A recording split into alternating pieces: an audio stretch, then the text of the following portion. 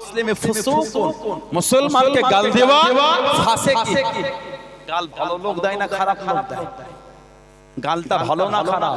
কেন আলেম ওলামাকে গাল দিলেন আপনি? কেন পীরের আওলাদ গুলোকে গাল দিলেন? এটা খারাপ, দূরে চলে যান। পীরের আওলাদ দেখা হয়ে গেল, ভালো আছে দোয়া করবেন, দোয়া করি আল্লাহ কবুল করলে আবার দেখা হবে। আসসালামু আলাইকুম। ওয়া আলাইকুম আসসালাম। মিটে গেল। যেই যে পীরজাদাকে নীতির মধ্যে পাবেন, ওই পীরজাদাকে বুকের মধ্যে জড়িয়ে দেন। যাকে মনে হবে এলোমেলো, আমার কাছে গাল দিবারও সময় নাই, কাঁধে তুলে লাচারও সময়, আমি দূরে থাকি। ঠিক না? আমি দাদা হুজুরকে ভালোবাসি, পাঁচ হুজুরকে ভালোবাসি, হুজুর কেবলাদের মুরব্বি হুজুরগুলোকে ভালোবাসি। এই দাদা ব্যবহার খারাপ থেকে যে বাকিগুলোকে আমি ভালোবাসি, এই নীতির মধ্যে হতে শিখে। কথা বুঝতে পেরেছেন? এই নীতিতে হয়। ইদানিং আমাদের কিছু মানুষ আমাদের চিনতে কাটে, কি রে তোদের ফুরফুরায় কেমন লেগেছে? অন্য দলমতের কিছু লোক বাজারে তোদের হুজুর কেমন শুরু হলো, আপনাদের গুণ মানে খুব গলায় মিল। এই তো কদিন আগে দারুল উলুম দেওবান, ওখান থেকে ফতোয়া দিয়েছে 10 পৃষ্ঠা 12 পৃষ্ঠা, আপনাদের দলের কোনো একজনের বায়ান শোনা না জায়েজ বলে দিয়েছে। আমাদের দলের মৌলভী সাহেব না, ওনাদের দলেরই মৌলভী সাহেব। কেন ঝগড়া লাগাচ্ছেন? আমারটাই চিমটি কেটে, আমি তো আপনারটা চিমটি কাটি। কথা বলো না, নেটে এখানে বসে ইউটিউবে লেখে, বাংলাদেশের কাঁকড়াই লেখে 3 বছর আগে আপনাদের কোন প্রোগ্রাম হওয়ার কে নিয়ে কেন্দ্র করে লাশ পড়ে গেছে। পুরপুরা হুজুরদের 2 জনের 3 জনের 5 জনের 7 জনের কথা কাটাকাটি নিয়ে চিমটি কেটে দিলেন। হুজুর কেমন লেগেছে? আপনাদের গুলো মনে খুব গলায় উপাস করে ভালো। আপনি আপনারটা নিয়ে আছেন থাকে, আমাকে আমারটা থাকতে দেন। তবে যেটা ভুল আমার দ্বারা হলো ভুল, আপনার দ্বারা হলো ভুল। চিমটি কাটছেন কেন? হুজুর কেমন লাগলো রে? চিমটি কাটছেন কেন ছেলেগুলোকে? আপনার ভালো লাগে না, নেবেন না। এটা খারাপ হলে এটার কাছে যাবেন না। ফুরফুরা শরীফ গেলে চিমটি কাটেন। জানেন ফুরফুরা শরীফের ইতিহাস নতুন নয়, 750 বছরের ইতিহাস। সুবহানাল্লাহ বললেন না?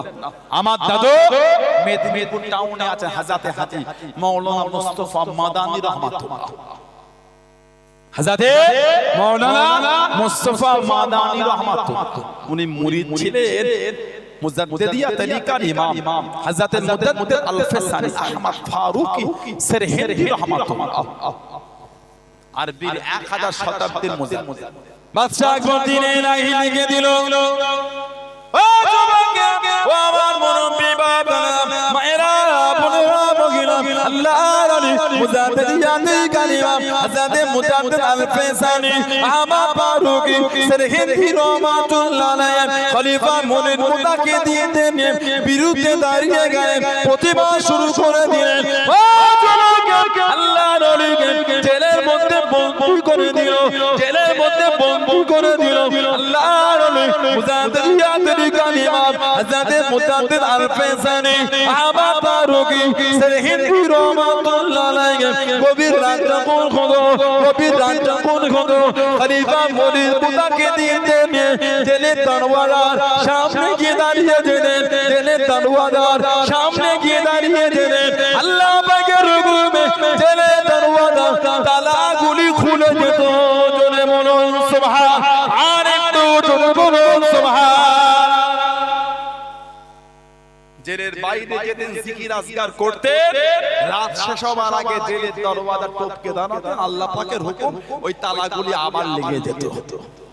জোরে বলা গেল না? বাদশা আকবর লিখেছিল দিনে এলাহি, ওর বিরুদ্ধে প্রতিবাদ করেছিলেন। ওনার তৃতীয় সাহেবজাদা ছিলেন কাইয়ুমে সানি হযরত মাসুম রব্বানী রাহমাতুল্লাহ। হযরত মাসুম রব্বানী রাহমাতুল্লাহ দিল্লি জমিনে হাজি দেশের বাদশা ছিলেন বাদশা শাহজাহান। বাদশা শাহজাহান ঔরঙ্গজেব দেশের বাদশা ছিলেন। হুজুরের দরবারে এসে যে মুরিদ হবে হুজুরের কাছে। তৎকালীন যুগে বাদশারাও আল্লাহর ওলি ছিলেন। সুবহানাল্লাহ। দিল্লির রাজত্ব চালিয়েছিলেন বাদশাহ শামসুদ্দিন আলতামাশ রাহমাতুল্লাহ। উনি মুরিদ ছিলেন খাজা কুতুবউদ্দিন বখতিয়ার কাকি রাহমাতুল্লাহ। শামসুদ্দিন আলতামাশ রাহমাতুল্লাহ জ্ঞান হওয়া থেকে নিয়ে সামান্য হওয়া থেকে নিয়ে তাহাজ্জুদটাও বাদ ছিল না। তোরে বলা গেল না, একটা দেশের বাদশা যদি এমন হয় তাহাজ্জুদটা ফাঁক নেই, তাহলে ওই ওলি কেমন ছিল? কুতুবউদ্দিন বখতিয়ার কাকি তালে কেমন ছিল? সুবহানাল্লাহ বলে। তাকবীরে উলা ফাঁস কাতারে দাঁড়িয়ে তাকবীরে উলার সাথে 5 ওয়াক্ত নামাজ পড়তেন, ওটা বাদ কাজা ছিল না। তোরে বলা গেল না, হুজুর মুরিদ হয়েছিলেন কুতুবউদ্দিন বখতিয়ার কাকি রাহমাতুল্লাহর কাছে। বাদশা শাহজাহান দিল্লি মসজিদে আছে, মুরিদ হবে। হযরত মাসুম রব্বানী হুজুর খবর পাঠালেন, বাদশাকে একটু অপেক্ষা করতে বলো, बंगाल से 2 शेर आ रहा है, बंगाल से 2 शेर आ रहा है, उसको पहले आने दो। একজন হলে আমার দাদু হাজী মাওলানা মুস্তাফা মাদানী রাহমাতুল্লাহ, আরেকজন আমার দাদু হযরত আবু আবদাল শাহ রাহমাতুল্লাহ। এই দুটো দাদু মুরিদ হতে যাচ্ছেন। বাদশা শাহজাহানকে নিলেন আর মুস্তাফা মাদানী রাহমাতুল্লাহ হুজুরকে নিলেন, দুজনকে মুরিদ করলেন। আর আবু আবদাল শাহ রাহমাতুল্লাহ আমার দাদু সীতাপুরে শুয়ে আছে। কুতুলপুর সীতাপুর আমার পীর আল্লামা আবুল ফারাজ সিদ্দিক রাহমাতুল্লাহ আলাইহি নওয়ারাল্লাহু আলা মারকাত, আল্লাহ হুজুর কেবলার কবরটা আল্লাহ জান্নাতের নূর আল্লাহ নূর করে দেয়, বলুন আমিন। ওইখানে ভেতরে মাজার আছে। আবু আবদাল শাহ রাহমাতুল্লাহ ওনাকে বললেন, तुम बिहार फुलवारी शरीफ में चला जाओ, তুমি বিহারে ফুলবাড়ী শরীফে চলে যাও, ওইখানে গিয়ে তুমি হুজুরের কাছে মুরিদ হও, আমি রাখলাম। বাদশা শাহজাহান আমার দাদুকে বললেন, মুস্তাফা মাদানী হুজুরকে, আপনি আমার পীর ভাই, এই এত বড় রাজত্ব আমি চালাচ্ছি, আপনি এক কাজ করেন, পূর্ব ভারতটা আপনি চালান, আসাম, উড়িষ্যা, ত্রিপুরা, বাংলা, এটা আপনি চালান, পূর্ব ভারতটা আপনি নেন, আমি এত বড় এরিয়া আমি আর নেব না, ওটা আপনি চালান। আমার দাদু মুস্তাফা মাদানী রাহমাতুল্লাহ হুজুর বললেন, এই কাজটা আমার না, ওটা আপনার কাজ, আপনি করে আল্লাহ আপনাকে ক্ষমতা দিন, ওটা আমার না। তাই পীর ভাইকে খুশি হয়ে কয়েক হাজার বিঘে সম্পত্তি খালি হাদিয়া করেছে। জোরে বললেন না সুবহানাল্লাহ। আমরা মেদিনীপুর টাউনে 600 বিঘে সম্পত্তি আমার দাদুর জায়গায় কলেজ হয়েছে, ইউনিভার্সিটি হয়েছে, হসপিটাল হয়েছে, জেলখানা হয়েছে, বড় মাঠ সব আমার দাদুর জায়গায়। হযরত হাজী মুস্তাফা মাদানী রাহমাতুল্লাহ, ফুরফুরা শরীফের ইতিহাস নতুন 750 বছরের ইতিহাস। সুবহানাল্লাহ বললেন না, সেই দরবারের মুরিদ আমরা। নীতিটা ঠিক করবেন, কাউকে আমি চিনি না, আমি আমার জায়গায় মজবুত। বলেন ইনশাআল্লাহ। কথা বলে ভাইরা, যুবকেরা, মুরব্বি বাপেরা একটা করে গোল জামা তৈরি করবে, গোল জামা, কলার ছাড়া, কলার হবে না, গোল গলা, এই ঘন্টি আর এই নেট, একটা করে গোল জামা তৈরি করবে। জুম্মা নামাজে যাচ্ছেন, গোল জামাটা পরে যাবে, ওয়াক্তের নামাজে যাচ্ছেন, গোল জামাটা পরে যাবে, জলসা মাহফিলে বসেন, গোল জামা পরে বসবেন, ফুরফুরা শরীফে যাচ্ছেন, গোল জামা। আজও যদি জুম্মার নামাজে একটুখানি গেঞ্জি পরে পড়েন, এই কষ্টের কথাটা কাকে শোনাবো? বিয়ে বাড়ি যাবেন, তার জন্য কত কেনাকাটা, একদিনের বিয়ে, বন্ধুর বিয়ে কি ভাইয়ের বিয়ে, মালঞ্চই গিয়ে হলো না, ঘটপুকুর গিয়ে হলো না, কলকাতায় মার্কেটিং করতে গেছে, সুন্দর মারা জুতো, সুন্দর গেঞ্জি, সুন্দর জামা, সুন্দর প্যান্ট, সুন্দর জামা কাপড়, ঠিক না ভুল বলছি? বিয়ে কদিনের, একদিন দুদিনের প্রোগ্রাম, তার জন্য কত কেনাকাটা, তার জন্য কত সাজুগুজু। আর আল্লাহ পাকের সামনে গিয়ে দাঁড়াচ্ছে, আল্লাহ রাসূল বলে, যখন তোমরা নামাজ পড়বে মনে চিন্তা করো তুমি যেন আল্লাহকে দেখছো, আল্লাহকে দেখতে না পেলো এটা মনে রেখো, আল্লাহ তোমাকে দেখছে, আল্লাহ দেখছেন। আর এখানে গেঞ্জি পরে নামাজ পড়লেন, সামান্য বিয়ে বাড়িতে যাবেন বলে এত সুন্দর জামা কাপড় কিনছেন, আর আল্লাহ পাকের সামনে গিয়ে দাঁড়াচ্ছেন ওইটুখানি গেঞ্জি, এগুলো ঠিক না।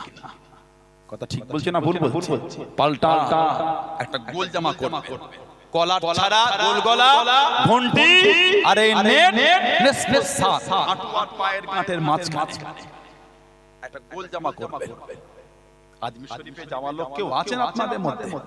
आदमी शरीफ हेटे हेटे फुरफुरिया हो तुम फूल नहीं लेता हो चादर नहीं चढ़ाता हो सिजदा नहीं करते क्या करते हो तुम फुरफुरिया हो जाओ जाओ बाहर जाके जियारत करो वहां पे जाके खड़े होकर जाओ बाहर जाओ वहां जाके जियारत तुम फुरफुरिया हो तुम फूल नहीं लेता हो चादर नहीं चढ़ाता ठीक बोलছি না ওরা হাঁটা দেখে বুঝে না এরা ফুরফুরা দরবারে হক পীরের হক মুরিদ এরা এগুলো করে না জোরে বলে कारागार पहाड़े उठे डाके फुरफुरिया इधर आओ एक खानका शरीफ है यहाँ पे बैठ जाइए इत्मीनान से ज़ियारत कीजिए ये जो खानका शरीफ है आप की हजरत ने बनाया फुरफुरा शरीफ के हजरत ने एक खानका शरीफ बनाया है आप यहाँ पे बैठ जाइए ज़ियारत कीजिए कोई डिस्टर्ब नहीं करेगा और जाने का वक्त हम लोग को कुछ हदिया देके जाइए एक खानका शरीफ ये आप की हजरत ने बनाया गया फुरफुरिया है इधर आइए यहाँ पे बैठ जाइए यहाँ पे ज़ियारत कीजिए ठीक बोल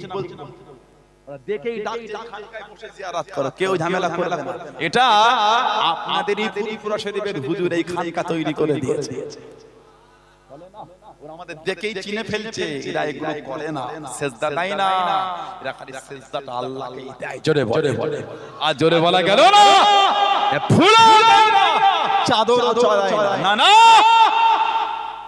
আমরা ওগুলো করি না ঠিক না ভুল আল্লাহ আমাদের এত ইজ্জত দিয়েছে আমাদের হাঁটা দেখলে বুঝে দিচ্ছে ফুরফুরা শরীফের দাদা হুজুরের মুরিদরা সুবহানাল্লাহ বলে মোহব্বত ঠিক রাখবে একটা গোল জামা পরবে আল্লাহ সকলকে তৌফিক দান বলেন আমিন বলেন আল্লাহুম্মা আমিন নাউজুবিল্লাহ আমি কিন্তু বলিনি ফারা পাঞ্জাবিতে নামাজ যাবে না ভুলবা করবেন আস্তাগফিরুল্লাহ আমি এটা বলতেও পারি না আল্লাহ নারাজ হয়ে যাবে আল্লাহ পাক নারাজ হয়ে যাবে তবে সুন্নতের কিন্তু একটা গুরুত্ব আছে সবাই গোল জামা পরবে কলার ছাড়া গোল গলা এই ঘন্টি আর এই নেট নিসফু হাঁটু আর পায়ের গাঁটের মাঝখানে আল্লাহ পাক সকলকে তৌফিক দান বলেন আমিন বলেন আল্লাহুম্মা আমিন আমার ভাইয়েরা বাপ জানেরা ছেলেরা যুবকেরা মুরব্বিরা মুক্তাসার করব আল্লাহ পাক যদি কোনোদিন তৌফিক দেন আল্লাহ পাক যদি আবার কোনোদিন সুযোগ করে দেন দেখা হবে ইনশাআল্লাহ মহব্বত ভালোবাসা সম্পর্কটা ঠিক রাখবে মহব্বত আমার কথা থেকে হবে মহব্বত ভালোবাসা সম্পর্ক রাখবে কথা বুঝলে আল্লাহ পাক আমাদের করে শুনে বলে বেশি বেশি আমলে তৌফিক দান বলেন আমিন